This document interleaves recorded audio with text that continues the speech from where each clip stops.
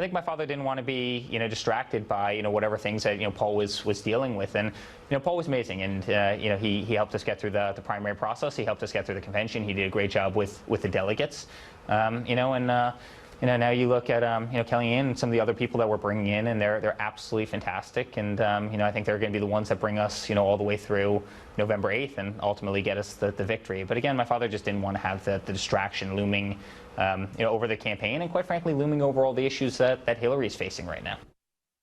We are in the midst of a presidential campaign season, the likes of which civilized society has never seen before.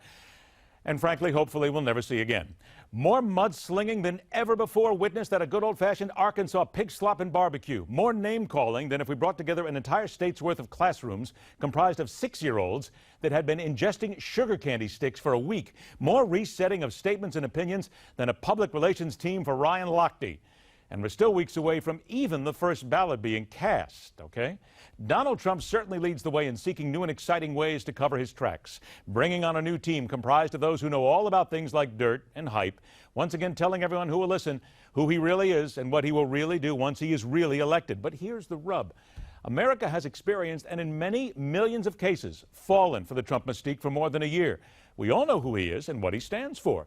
So will anything he says right now make any difference in turning one more vote his way? And should they truly reset and hammer away incessantly at Hillary Clinton and her numerous issues, along with seeming to be more of a unity candidate? Will that be enough to turn those polling frowns upside down?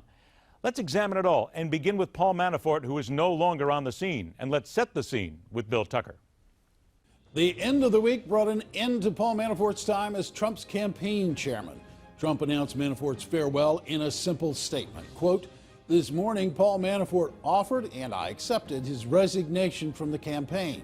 The statement concludes with the standard praise for work done and the best wishes on down the road.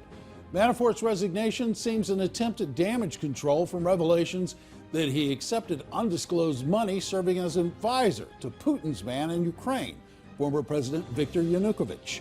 The Ukrainian dictator, just the latest in a long list of dictator clients for Manafort, who's been serving the needs of corrupt totalitarian leaders for decades. His gallery of the infamous includes Angolan guerrilla leader Jonas Savimbi, Philippine President Ferdinand Marcos, Zaire's Mobutu Seko, who sports a chilling record on human rights abuse, Zayed Bear of Somalia, Kenya's Daniel Arap Moi, Middle Eastern's arms dealer Abdul Rahman al-Assir, and Yanukovych. Trump appears to be running his campaign under the unofficial motto, if it's broke, fix it.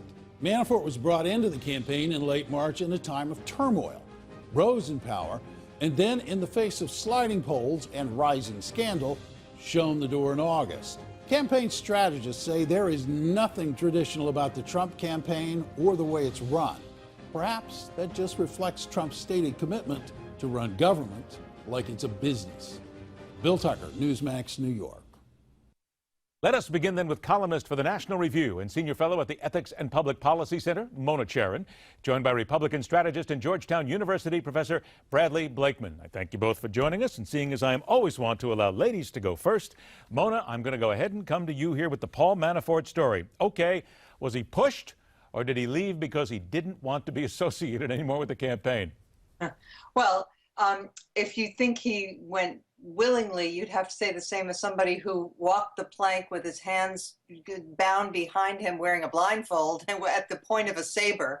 No, he was thrown over. And but the great question is, why? Why did this come as a shock, this news about his very unsavory connections to the Yanukovych regime? This has been known. The only detail that came out in the past week that's new is just the amount of cash and the fact that some of it was hidden and laundered and whatnot.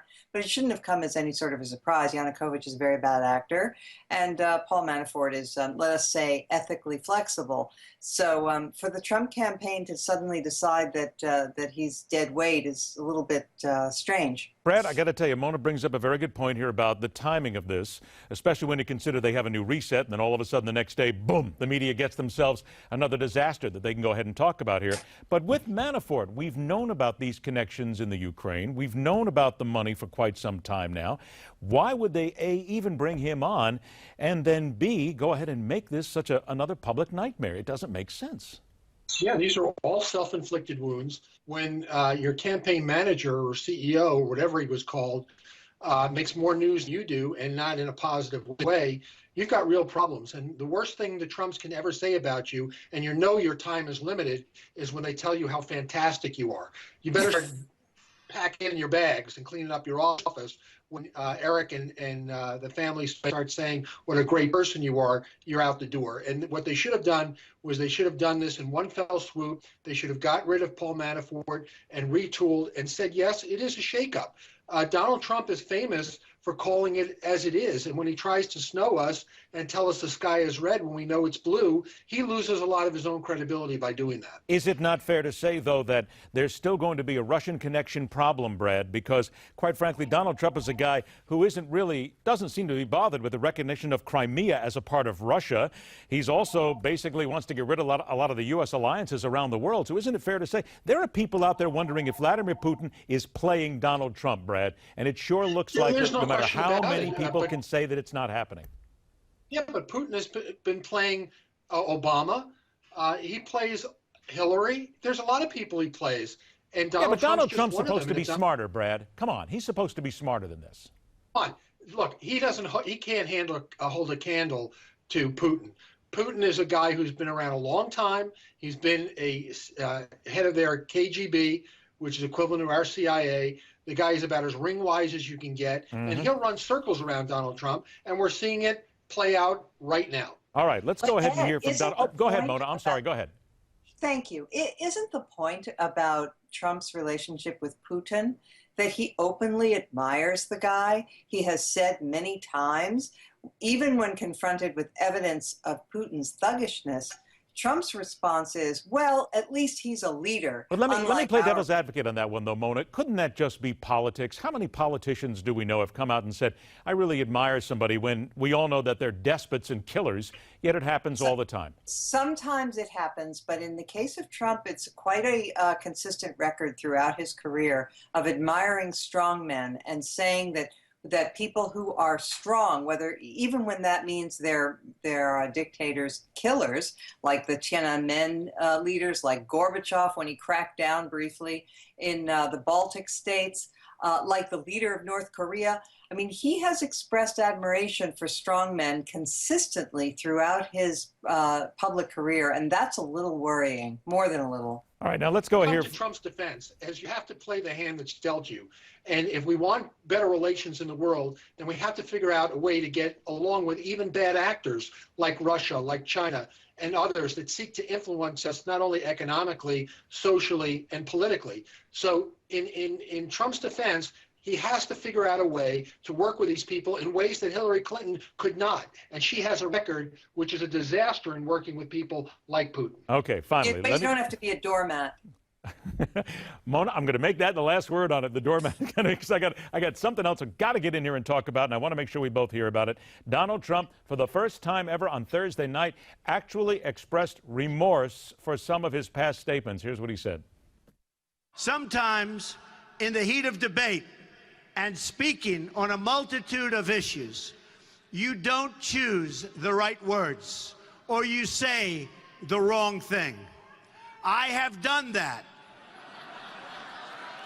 And believe it or not, I regret it. Okay, Mona, I come to you first. Trump acolytes are saying, wait a minute, the man has said that he regrets some of what he said. The opponents are saying he didn't tell us exactly what he regrets. Do you believe him? Well, I guess there's somebody on that campaign who's acting as ventriloquist here and putting words in Trump's mouth, and then Trump is saying them. I suppose that's progress, but I don't know that I would take it.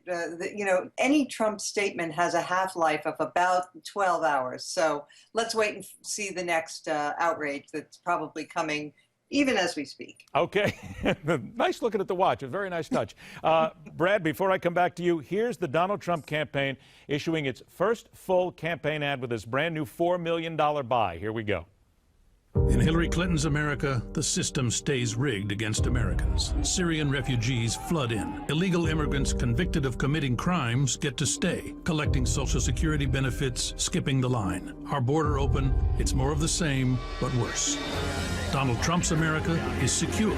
Terrorists and dangerous criminals kept out. The border secure. Our families safe. Change that makes America safe again. Donald Trump for president. I'm Donald Trump, and I approve this message. 20 seconds, Brad. He says he has regrets. He's given a different speech right now. We have this ad buy that's out there. Is it enough to save him? We'll see. But, you know, to quote Frank Sinatra, I think that's who Trump was challenging. Regrets, he's had a few, but yet too few to mention. And with regard to this ad buy, $4 million is a spit in the ocean.